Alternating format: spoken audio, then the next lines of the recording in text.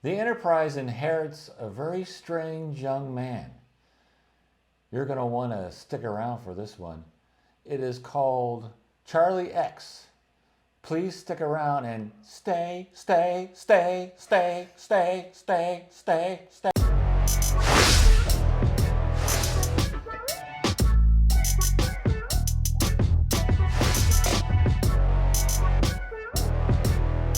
Hi, I'm Chip Kocel. This is John Whitney, and this is Edith Keeler's Edge of Forever Bar and Grill. Wow, welcome aboard. All right. The bar is open. This week's episode is about episode 3, Star Trek, the original series, Charlie X. Charlie X, yes. In general, I got to tell you, I did not like this episode. Well, let's talk about what it is. Yeah. Go ahead. The Enterprise meets another ship, and they have a passenger that need to ferry to his home planet, and his name is Charlie, or Charles.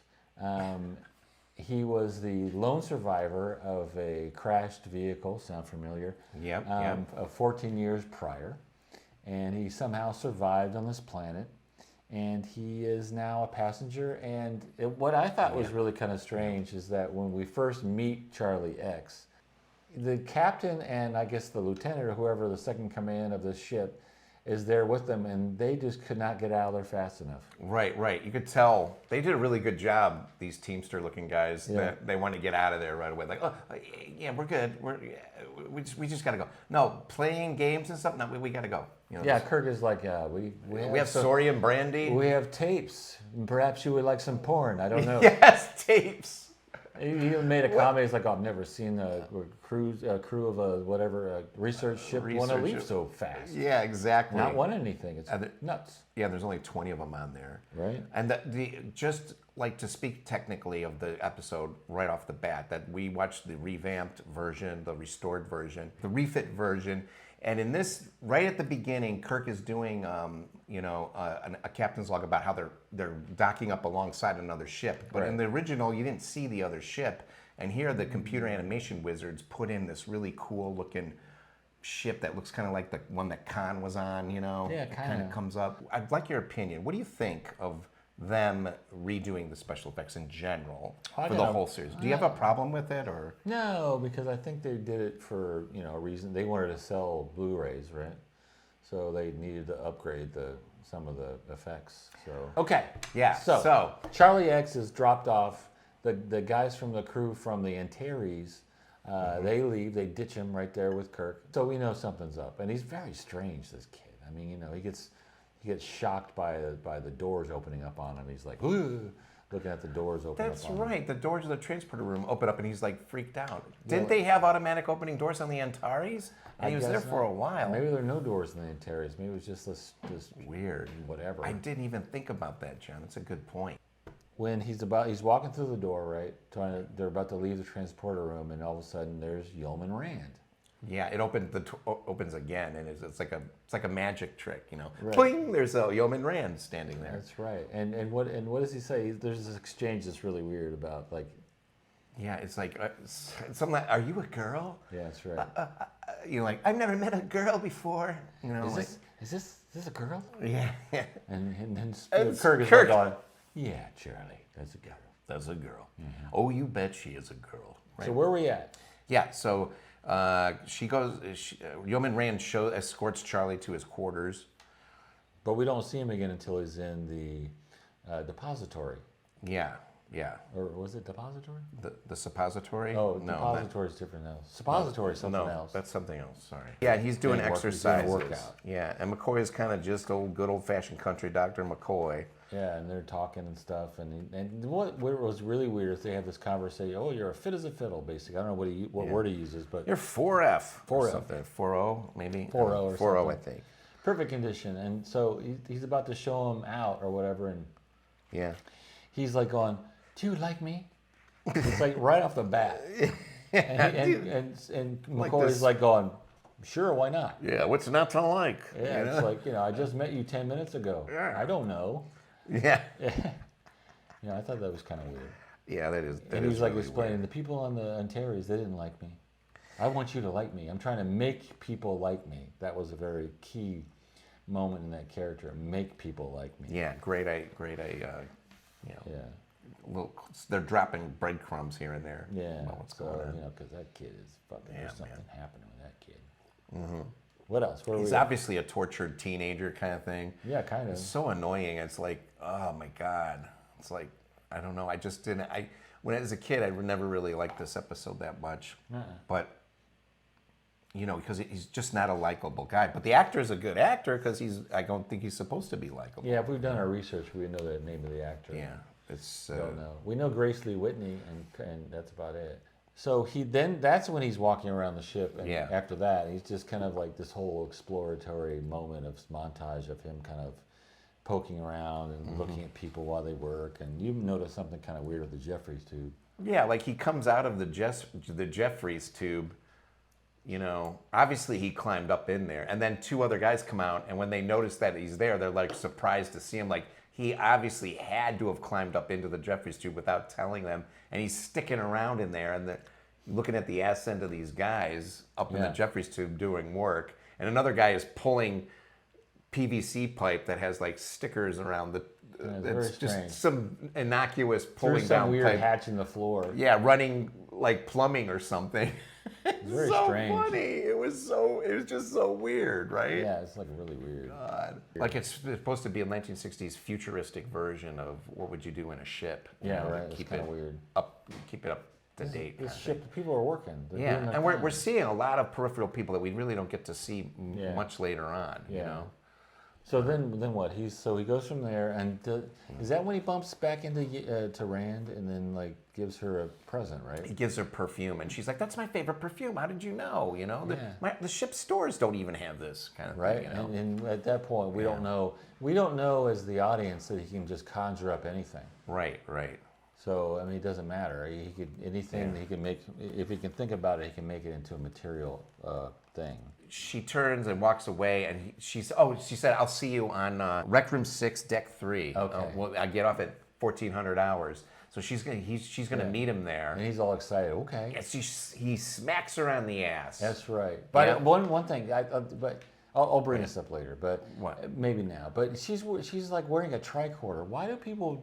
Yeah, you were saying that. Why are they wearing a tricorder? Why does she have to have a tricorder on the ship? I thought that was used during away missions. If you know the answer, comment down below. But say I have they're in tricorder. Why? Question mark. I don't understand. Okay, so he smacks her on the ass. She goes, "Oh," like she's Right. obviously taken aback. She's trying to deal delicately with Charlie because he's a teenager. And, he was living on this planet all alone. He doesn't know anything about women. He doesn't know anything about how to socialize. she tries to talk to him. He wants to be, so she's being kind. And You hate me. Why are you mad at me? You're mad at me. Yeah, Don't be mad at me. exactly. Don't be mad. Don't be mad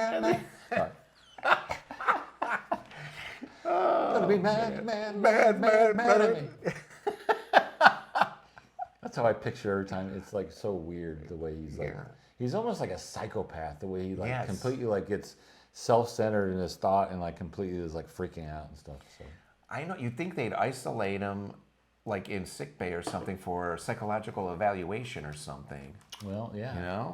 Right? I mean, what's up with that? But at this point, they don't know. They don't know that he's a fucking freakazoid. Right, and he's just getting a feel for the ship. I think after watching the whole episode, you realize that the whole time he was like checking out the ship and the inner workings, just kind of getting to learn it, because of what he does later on, I think, right? Don't you think that's one of the reasons? I think so, he's just a kid exploring, really. Yeah, so they have no clue that he's like fucking crazy. Yeah. I wrote a note here. It's an important scene. It's a little scene that happens, and I think it's the first time we get the Bones and Spock banter back and forth. Oh yeah, you know what I mean? They have this fan that goes like, "Doctor, you are using your emotion. Is that your an emotional response, or your expertise as a science? Whatever. Yeah, and it's weird the way he was basically almost laying down on the console.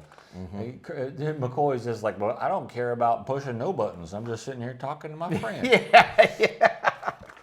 Very sloppy the way he just kind of lays That's it right. And then we go to the Rec Room 6. So we go to the Rec Room scene, 6, and Spock is sitting there, and he's trying to play his that kind of like That Vulcan harp. Vulcan harp. That's a great way to. Yeah. Yes. So he's trying to play, and then Uhura kind of starts humming and stuff, and he's like, I'm trying to play her. And You know what I mean?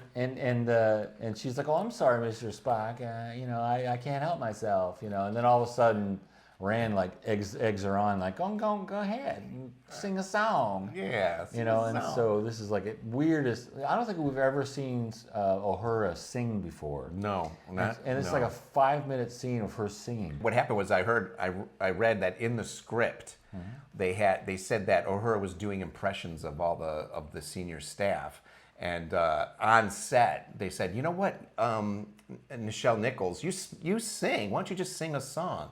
So they had her sing. Oh, so that was impromptu? That was impromptu, yeah. Or it might have been, quickly written up something. Yeah, they allowed her to. But they let her use some of her thing. talents, yeah. So she actually was supposed to be joking around doing imitations. But the thing about it is, like the first song where she's talking about Spock.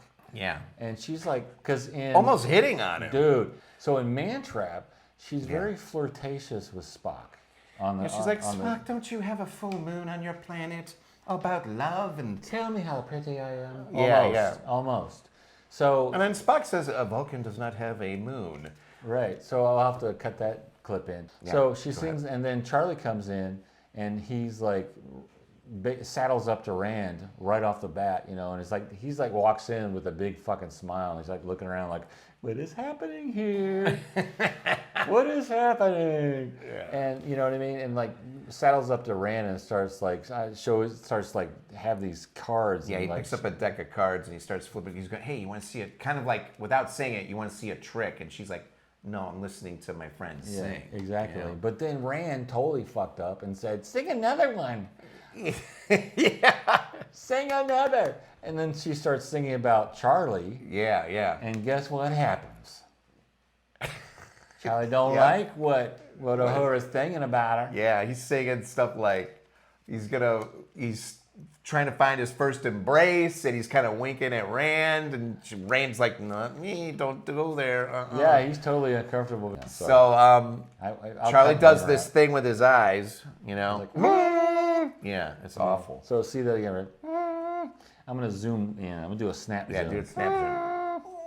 And that's what he does. Uhura pulls a muscle in her throat or something. She can't talk anymore. It's like, and of course, like Rand is completely like she doesn't even acknowledge it. She's like oblivious. Charlie's like, "I'm going to show you a trick," and she's like going, "Okay." Oh, yeah, sure, okay. My friend is in like, pain. Okay, fuck that. Yeah, fuck me. I thought that was weird. Yeah, that was really weird. Then he shows a magic trick, which makes me think that because as soon as you do magic tricks, the focus comes on you, right? So I think that's how much of a narcissist that Charlie X is. Yeah. And the thing is that this is what makes me think that every street magician, actually their favorite episode is probably Charlie X. Because they fucking love taking all the spotlight. What's funny is the magic trick, he turns 3 cards are photos of Rand. Yeah. Like, where did he get these photos? I don't know, man. He just made them up because he's magical. I know, but we spent 10 minutes on this scene, by the way. We need to move on. I know, right? Then they move on. He goes up. He approaches Kirk, who's talking to somebody. That's right. In the not the lunchroom. It's like in the hallway. Yeah, maybe something like. He's like, "Hey, it's Thanksgiving on Earth. I want that synthetic food to at least look like turkey." Right. Something like that. So then he's like, the guy's nodding and he goes away. And this is just as Charlie's coming up. And the only reason I say that is because it's kind of important because of what happens later. Yeah, because Charlie overhears him. He's like, "I have to ask you something." Yeah, and this is where he talks about hitting a "I have woman. a question for you. They told me to ask you something." He's like, "What is it, Charlie?" And like he relayed the incident about slapping Yeoman Rand on the ass. Yes, yeah. And Kirk's like, well, Kirk is obviously upset, or not upset, but uncomfortable because he's like, doesn't know how to be a father. Is he uncomfortable though? Because it seems like every time he showed he was like, liked girls, he was like going, "You're ready." Yeah, yes. It's like he has to. I don't know. He's living vicariously through Charlie X. Right. Because if he could slap Rand on the ass, he'd do it. Yeah, he would. Yeah, definitely. Oh, Kirk would. Yeah. Which brings us to the point. Did they bang? Did they bang? Have Kirk they and banged? Rand. I think it's professional. I think it's professional right now too. I think I so. think they're just flirting with Yeah. each other. I agree. You know, I agree. if that even like they're kind of just noticing each other right now. Maybe so. There might be another. We've debate got on a lot of mileage out of Rand for the first season. Yeah. She's know, like we a do main get- character in the first season. Oh, absolutely. I'm so sad that she didn't make it further. You know, that the actress was very upset with the working conditions and moved on. She was in the movies though. Yeah. She did come play herself Yeah. later on in the movies. That is cool. back in the 90s. But All right, so where- they did that. Oh, a slap on Rand on the ass. And yeah, then and he so says, he's uncomfortably giving advice. Right. Like it's never right to hit a woman. It's not like hitting a man kind of thing, you know. Yeah. It was kind of like, and his explanation was, it's just not, it's not a thing. You understand? Yeah. It's just not a thing. This is not a thing. And he's like, Charlie's going, yeah, okay. Yeah, he's like totally freaked out at this advice. He doesn't understand anything. He's Yeah. like, his hormones must be coursing through his body. He doesn't understand. Yeah, he doesn't. I mean, we've all been there, right? Sure. You know, I mean, everybody's been a 17-year-old boy, except for the people out there who were 17-year-old girls. You know. Dude, I couldn't imagine like a 17 and all of a sudden dropped into the Enterprise where it had all these like beautiful people. Everybody is beautiful. Yeah. Except for the Teamsters that show up with red shirts. But Yeah, and plus he was alone on a planet for 14 years. right? You God know? damn. And he was on a ship with only 20 dudes. Yeah. And suddenly he's exposed to all these women. Yeah. Yeah. That would not be a good situation. Maybe that's Right. why he totally went crazy and didn't like try to lay low like you said. I know. I was saying that if he could have just laid low and waited till he got to the Starbase 5 or whatever it was, and then chilled. But no, he couldn't because his hormones are taking the best of him, coursing through his body. Well, anyway, Kirk gets interrupted, and they get called up to the bridge because there's that ship, the Antares, is trying to That's communicate right. with them. Yes. Even Charlie comes with him. But Kirk was in such a hurry, but that didn't stop him from changing shirts. Okay. He went from the gold shirt. So he went from the gold shirt to the green shirt while running up running to the bridge with Charlie. And they get there and they're trying to communicate, and the captain of the Antares is like, okay, we're far enough away. We've got to warn you that, and then nothing. Right. And then Spock scans, there's debris, and Charlie's... Where's the debris from? The debris is the Antares. Yes, exactly, Scott. So the Charlie ship drops destroys. a clue, like he says, it was a really old ship, something like that. Yeah, exactly. It's like, it was a really old ship. Oh, Charlie, do you think something happened to the Antares? Yeah, right. Now they're getting clues. They're like, okay, Yeah. something's going on. And what was weird, a big tell was like the thing going, I don't understand, Captain. All of a sudden there was turkeys. Yeah, and- that happens right at this moment. And Charlie's right. like, oh, gotta go. Yeah, and then turns and walks And out. he goes. Yeah, because now Charlie, in his wisdom, turned all the meat into live turkeys for Thanksgiving. Yeah, like nobody's gonna notice. Yeah. Did you know that the voice of that was Gene Roddenberry? Roddenberry did the cook saying, "The turkeys are real turkeys in here." That was Gene Roddenberry's voice. Oh my God. Yeah. I always like The chess notice scene. the chess scene, right? Yes. So they're sitting there and they're talking about Charlie, right? And Spock is like saying he knew what happened. Like he has something to do with it. Spock right off the bat is like going, something's going on with this kid. I think he has some kind of he knew that there was something wrong. And all of a sudden, Charlie walks into the door. The door's open, and every time the door's open, and he's like going. And then he looks around, and then he sees who he wants to impress or whatever, and he goes like, he like smiles. It's like, it's weird the way he's smiling every time the door's open. I think it's fucking psychotic. Yeah, it is, man. It's fucking They're crazy. magic. I think he could understand. But he's by like now. he's like 2 inches from the door, and I've always wanted to do that at work, where the elevators, where I would like totally be up against the door and just the door's open. I'm like going, Everybody would jump back in horror, John. yeah. Oh my God. I've always wanted You to should do totally do that. I'm gonna do that one day. Set up a camera on the other side of that. Dude, all I know is that I'll do that one day, and the person who's in charge of the entire company is gonna be standing there. I'm just going, Charlie X. Sorry. Sorry. My hope is like she'll go, Oh my God, my favorite episode, Charlie X.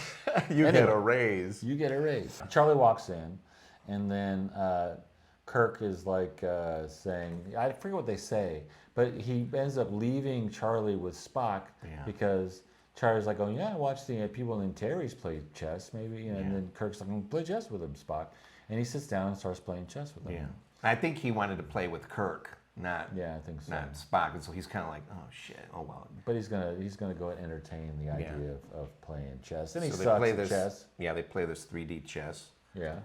And Spock beats his ass, and he doesn't believe that he got beat, that it wasn't, you made a mistake. I did not make a mistake. Well, he looks at him like, whatever, and he gets up and leaves. Right, just in time for Charlie to like look at the pieces like he's from some sort of Stanley Kubrick movie, and boom. Yeah, I like the snaps and Yeah. anyway. One thing we didn't mention, they're talking about he was on a planet where there used to be this ancient race called the Thasians, but no one's ever seen them. Right. It's like they're almost like Yeah. you know, they don't know. Okay, so Yes. he leaves, and then he's out, Charlie X is out, and he's like, after he leaves, like being pissed off about the chess game, and he bumps into Yeoman Rand, and Yeoman Rand has a young friend with her. This girl that she thinks that Charlie X, she's basically trying to deflect by introducing to her a younger woman who is not as old as she is. Who knows how old Yeoman Rand is? And Right. She could be 30 or 40. We don't know because people tend to live longer. Right. And so she's like going, here's, I can't remember, Tina. Meet Tina. Please meet her. I don't want to talk to her. I want to talk to you. Yeah. And she's like going, thanks for nothing. I'm out of here. I guess I got to go where I'm wanted. Yeah. Leaves, right? Yeah. It's a total teenager thing to do. All right. So she leaves, and But what's that teenager doing on a starship? maybe she's one of those interns or something. Okay, there's interns on the Maybe. starships. Okay, I'll buy that. I will buy that because there's a younger one earlier. Later, there's a younger one. Well, it could too. be like in Next Generation. There's like a younger kind of like. In Generation, they had whole families on the Enterprise. Yeah, so but there's younger people that were like interns from the the Starfleet Academy. Starfleet Academy. Maybe she's one of those people. True. We That we don't know. We don't know because this is all new, We don't judge. and we're not experts, right, She's young. John? Yeah, we are not experts. We are fans, not experts, guys. There you go. I wanted you to This is say the that. first time I said that today. Yes, that's right. Because I thought we were doing pretty good so We're far. doing great. We didn't know anything about anybody's names. I know, right? And this time we're kind of going linear because on the other ones we just kind of bounce around. Right, This is right. probably part of the fun. That is fun. Okay. Yeah, he doesn't want the young girl. Oh God, she looks at so when She's like, you're a woman, and you know. Yeah, she's not like you. You're a woman. I mean, not a woman, but you smell like a girl. Yeah. And it started getting really creeping up on her and shit. And she's like, on holy fucking shit. Yes. She's like completely like on, oh shit, he's just gone off the rails. I smell like a girl. I shouldn't have put that fucking perfume on he gave me earlier. That's right. Her favorite perfume. Oh my God. You smell like a girl. He goes to Kirk's quarters to kind of talk about his frustration about Yeoman Rand. He says, well, you can't have her because she's, Yeah, not everybody can be had. and she's a woman, and Was this earlier or was this after the This ass is, slide? no, this is the ass slide. this is right around now because this is just before. Man, we suck, guys. No, this is before that guy the first guy gets disintegrated. Oh, shit. Remember? Spoilers. Yeah, sorry about that. If you've seen it, I'm Oh, sure you've you've seen probably it. seen it. Okay, so he's in there, and he gets the idea to, Yeah. he gets a call from the bridge. Hey, we're ready to change course. He goes, have Spock do it. I'm gonna hang out with Charlie. So he goes, come with me, and he takes him to the one and only time we see the gymnasium of the USS Enterprise. Yeah, the female crew people are like doing backflips. They're like gymnasts Yeah. in the hallway. Very, very weird layout. And then we cut into the gymnasium, and guys are with these battle things, in the background. Yep. And he's hanging out with this, obviously a stunt guy. And they're doing like these stunt guy falls, right? Yeah, and he goes, Charlie, come on, I'm gonna teach you how to fall. And Kirk's got no shirt on, by the way. And he and a probably shaved starved chest. himself for weeks for that. We never get to see Kirk like this, really. No, the only time I could ever think about think about. Yeah, that I Think know, about you would dream about his I shirtlessness, dream about his John. shirtlessness. Now, the only time I remember that he's been shirtless is during the episode. I think it might be the second. I don't know if the first season, but the second season. But he's on a planet for like a year with a bunch of Native Americans. Native American types. Yeah. I wouldn't exactly, but it's another planet, but it's very similar to the native indigenous population of the North America. Yes. Let's be proper on this one. Yes. But yeah, so he was shirtless in that all the time. Yeah.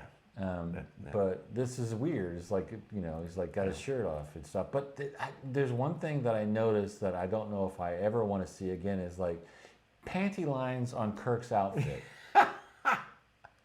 Thank you, HD. Yes, thank you. You've given us the HD. pleasure of beautiful images and the poorly rendered images. I mean, it's obviously want he's to got see. like black panties on with a red overstretch. What is it called? What kind of thing is that called? Tights. Tights. Tights. So he wants got the to tights. show him how to fight, right? Because he thinks like maybe aggression and working off some of this sexual tension is going to help, but of course Charlie doesn't really want to have anything to do with it because he's kind of he's not sure with himself. Yeah, he's as a wimpy, man. and he's really wimpy. Yeah, so there's this fight scene. It's really funny. It's almost Yeah. but it's like very low key. Yeah. Yes, that's right. It's the one where they're trying to trip each other up. Yeah. He like demonstrates on the stunt guy, and he says, "Come on, I'll try and throw me." And then he throws him, and the stunt guy starts cracking up in the corner. Yeah, and he like And Charlie's like, "Don't laugh at me. Don't laugh at me. You're laughing at me." I know. And he like does the look, and he makes this guy disappear in an obviously a well locked down camera shot, so Yes, that they could perfect. get the special effects right. Kirk like sees this and it's like oh bashiba. Yeah, he's like, and I joke with John when we just saw it tonight. I go, "So that's what happened to the chess pieces."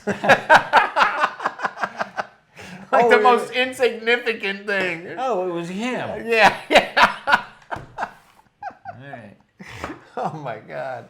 So yeah, he's gone. Somehow his towel remains, and then so he calls the cops down, the IE security guys. And they're gonna take him, they're confining you to quarters, and he's like, "No, I'll make them disappear. I don't." And they go to grab him or whatever. Don't and let he make them hurt pushes- me. Yeah, and they push him away, and he gets rid of the guy whips out a phaser, and Charlie disappears the phasers. But all the phasers All are missing phasers. from the, Yeah, and he basically starts taking over the ship. exactly. Yeah, he takes over the ship. When Spock discovers something, and we don't know what he's about to say, but they turn to him and he starts talking, and he says, reading It's a poem. a poem for yeah. Yeah, and then there's an Edgar Allan poem, Yeah. Edgar Allan Poe poem. And you cut to Charlie, and he almost looks like he's enjoying himself. Yeah. Like he loves controlling these people. So he's basically He's a psycho, man. yeah, he's a psychopath. psycho dude. Yeah. So the jig is up. Yeah. So he's taking control of the ship, and Kirk has the idea. Oh, we forgot. Oh shit. Yeoman Rand. So he goes to Yeoman Rand, and he tries to give her a flower, right? And he just busts into her quarters. And she's off duty. She's in what we would now look at in terms of costumes, your grandmother's nightgown. It was almost like a tunic. Almost. Yeah, it was this Yeah. furry, very thin Romanesque pink kind of thing. thing, Yeah. yeah. It was awful. It was just looks not futuristic at all, in other words. So he walks in, and he's like going, I want to love you. That was almost a rapey moment. Yeah, it was very rapey because now you're in a commercial. You're wondering, is he raping her? Like, Right? Yeah, it was really uncomfortable and bad. But they weren't being. She wasn't being raped. While he's confronting her, she like flips a switch to the comm system, and they hear her saying something On the bridge. On the bridge, and they run down there. And before he's able to actually do something, Yeah. they bust in, and then that's kind of. Yeah, that ends that. But then he's But like. he gets upset. He cripples Kirk and Spock. Yeah. And then did she slap him and push her away? Yeah, she slapped him, right? Yeah, and then he made her go away. He made her go away. And basically, for an audience, you're like going, oh, wait a second. She was a main character. She's dead now. Yeah. We don't know she's coming back. Yeah, we got to actually like her. They did all that to build up for us to want to pay attention to her. You know? So what does Kirk do? What does he do? What? Well, he says, I'm going to take him. Oh, that's it. That's right. McCoy is like, you have, you can't take him. Yeah, you can't take him, Jim. What are you, fucked in the head? Basically. So now when we know that the jig is up, he is in full control of the ship, and they have a plan to try to distract him by turning on all the buttons and making everything kind of turn on the ship, because they think he's overloaded with his capacity to control things, right? Yeah, and so then he grabs him and throws him out of his chair, and he's about to punch him in the face when Uhura was able to get this signal through. That was It's the Thelosians, right? the Thelosians. Is that yes. Thelosian? Thhelosian? It is. How The do you pronounce it? Thelosians. Thelosians. We're fans, not experts. Thelosians. Yeah, That I do know. The Thelosians. So he knows it too. As soon as he hears he's what it is, freaking he's out. just like, oh shit. Yeah. Jig is up, mom and dad's here. That's right, man. It's like that moment. It is. It's written so The fun is over. yes. And they show up and they apologize because he escaped. Yeah, they didn't realize that he was gone. They didn't realize he was gone. And we could not save the Antarius ship. The guy says, the head guy. There's this head, floating head. And Rand shows up and she's like, and we assume that everybody else he disappeared. But for some reason, Rand is on the bridge in her nightgown. Yeah, For some weird reason. Why did they put her in her quarters where she disappeared? Who knows? I don't know. It's kind of weird. Charlie's basically begging for his life. And says, no, don't let them take me. Yeah, and my comment is Kirk is compassionate to the end. That's right. So Yes. this kid basically showed that if he was not unchecked, that he could destroy the world. And enslave people with exactly basically be the puppeteer to the universe. And he still wanted to give him the benefit of the doubt that we could train him. And so I thought that was a big insight to the Kirk's character, that he's very compassionate, man. Yeah. And no matter what. So they take him away. That's right. Basically. Yeah, He begs for his life. I mean, you're right. We do see that many times with Kirk, like when he's fighting the Gorn. He's got he's going to. The people that brought him and the Gorn together, they want one of them to kill the other, and he's like, no, I'm not going to kill him. I'm not going to kill him, Spock. So he says that, and then they said, nope, he'll just end up destroying you or take him. And then he's screaming, no, they don't love Janice. They don't know how to love. I can't touch them. It was weird the way Janice was like trying to go after him. And yeah, because now Janice is very sympathetic towards him because he's like so freaking out. He goes, I don't want to go. I don't want to go. Please, please, please. I want to stay. And that was the end of the episode. Yeah. So what do we think about the episode? It's good, right? As an adult, it's better. Right? Yeah, I mean, it kind of grew on me. He was really annoying. It's not one of my favorite episodes, but the part of the episode I did like was the introduction with all the peripheral characters. Yeah. That was really good. Sadly, Grace Lee Whitney did not stay with the series past the first season. What a waste, because they really set her up for success. Yeah, definitely. And she just didn't stick around. Yeah. And that hairdo would have just been awesome. Yeah, exactly. And I've said it before. How does she even wake up in the morning and do that checkered pattern hairdo every day? I know, man. It's got to be one of those clip-on things. Yeah. We don't know. Not the actor sitting in the makeup chair. Obviously, it's a wig. I mean, the character getting up in the morning of the character's life, she has to do her hair like that. You know what I mean? Maybe it's maybe it's a hair thing, like a thing where it's almost like a transporter technology where you can like put something on her head and all of a sudden it's like transporter technology and makes a hairdo. Right, because we don't know. If you can utilize transporter technology to disassemble an entire human being molecule by molecule, and replicators, which exist in this part-time, and then reassemble them on a planetoid surface, you can have a replicated hairdo. This is what I'm thinking. Yeah, All right, that's it. We're done. That's it. We're done. Thank you for watching, guys. Yeah. Please We didn't mention like the whiskey. Oh, that's 1776. It's a rye. It's a rye. It's very spicy. It's good. And it was 100 proof, and this is Yeah. not a show about whiskey, but this was what There it the is. bar was serving tonight at Edith Keeler's Edge of Forever Bar and Grill. Thank you for boarding us, and Yeah, like and subscribe. Make comments down below. Share with your friends.